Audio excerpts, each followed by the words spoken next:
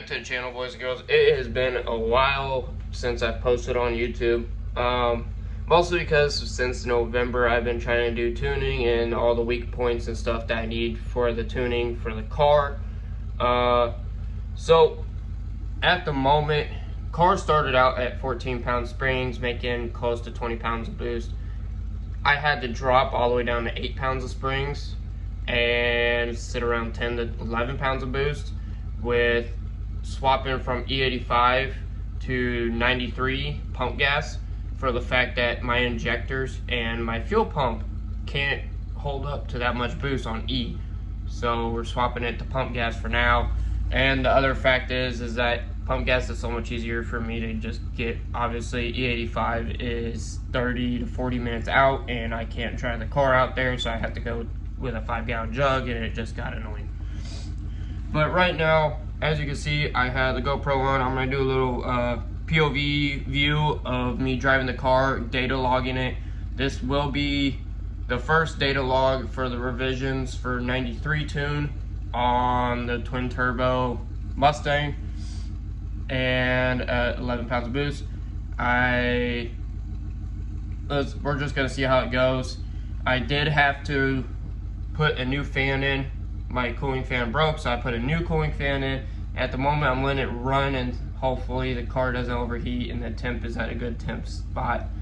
It typically sits between 150 to 170, so we're gonna see here in a minute when I walk back out there with the computer to hook up everything and get ready to go.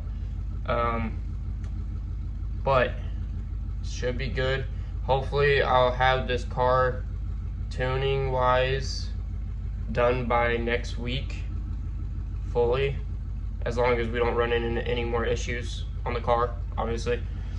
I would say this week, but I'm going to be gone out of state, so I won't be able to finish the tuning all the way this week. Next week is the goal to have it done, because I am trying to get the car ready to go to the track.